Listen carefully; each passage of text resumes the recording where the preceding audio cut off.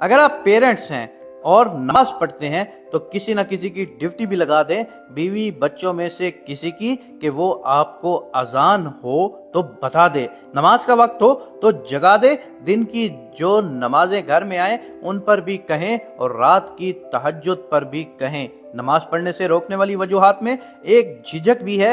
بیوی، بچے، باپ، بہن، بھائی بعض دفعہ ایک دوسرے سے جھجک کی وجہ سے بھی نماز نہیں پڑھتے۔ انہیں لگتا ہے وہ اس طرح نہیں رہ رہے، اتنے اچھے نہیں رہ رہے کہ ایک دوسرے کے سامنے نماز پڑھ سکیں۔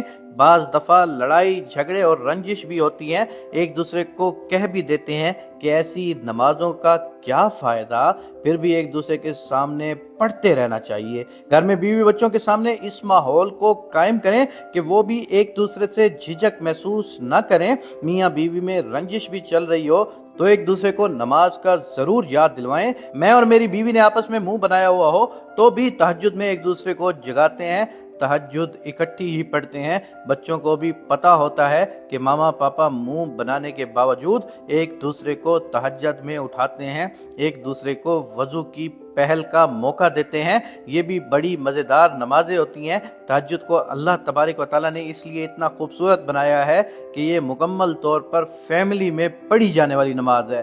بہرحال گھر میں نمازوں کے ماحول کو قائم کرنا چاہیے، ان کا اہتمام کرنا چاہیے، ان کی فضا بنانا ایک الگ ہی مزیدار کام ہے۔ اس میں ایک عجیب سی خوبصورتی اور بائنڈنگ فورس ہے۔ فیملی ممبرز کو ایک دوسرے سے جوڑنے والی، ایک دوسرے سے جوڑ کر رکھنے والی قوت ہے نماز۔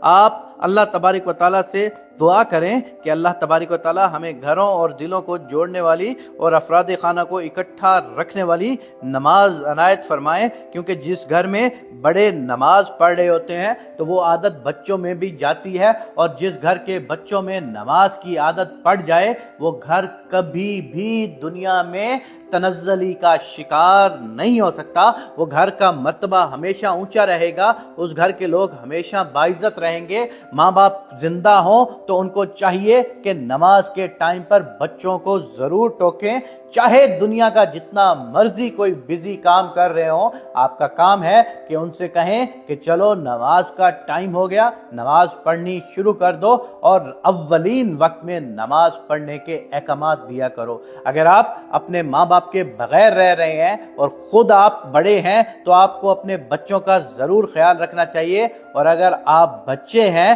اور آپ کے گھر میں نماز کوئی نہیں پڑھتا تو میرے چھوٹے بھائیوں، میری چھوٹی بہنوں، آپ کا فرض ہے کہ نماز کی پابندی کروائیں گھر میں۔